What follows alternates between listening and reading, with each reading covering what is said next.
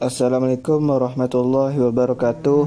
Perkenalkan, nama saya Peri Fernando dengan NIM C1A021154 dari Prodi Ekonomi Pembangunan, Fakultas Ekonomi dan Bisnis.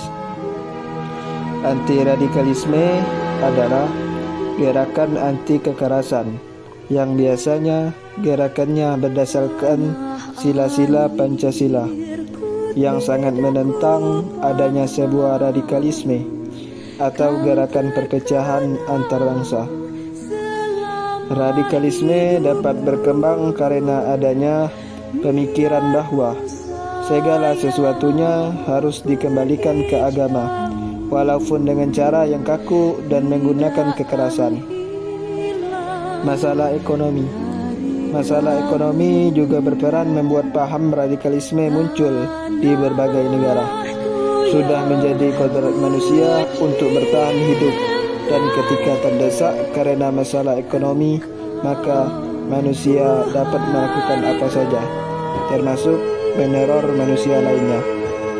Adanya pemikiran sebagian masyarakat bahwa seorang pemimpin negara hanya berpihak pada pihak tertentu, mengakibatkan munculnya kelompok-kelompok masyarakat yang terlihat ingin menegakkan keadilan.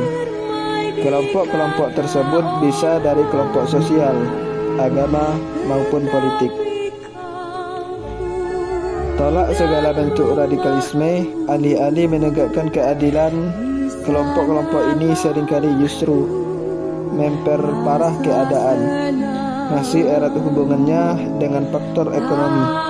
Sebagian masyarakat kelas ekonomi lemah umumnya berpikiran sempit sehingga mudah dipercaya kepada tokoh-tokoh yang radikal karena dianggap dapat membawa perubahan drastis pada hidup mereka. Peristiwa pahit dalam hidup seseorang juga dapat menjadi faktor penyebab radikalisme.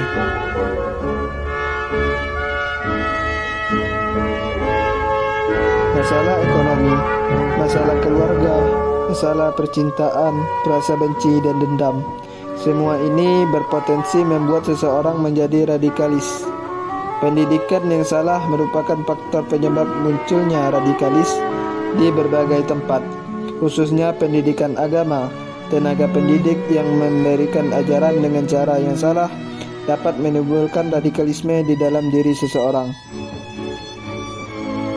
Fenomena radikalisme agama merupakan persoalan yang berhubungan dengan pengalaman inti, memori kolektif, dan penafsiran agama. Secara umum, setiap agama memiliki dua fungsi.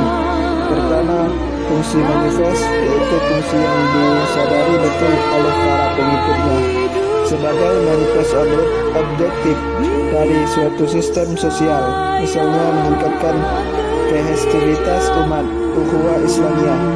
Kedua, fungsi laten, yaitu fungsi yang tidak dikehendaki secara sadar dari sistem sosial tersebut dalam memunculkan radikalisme. Dan agama merupakan lahan empuk untuk menjadi solusi dengan dalam melakukan tindakan radikalisme.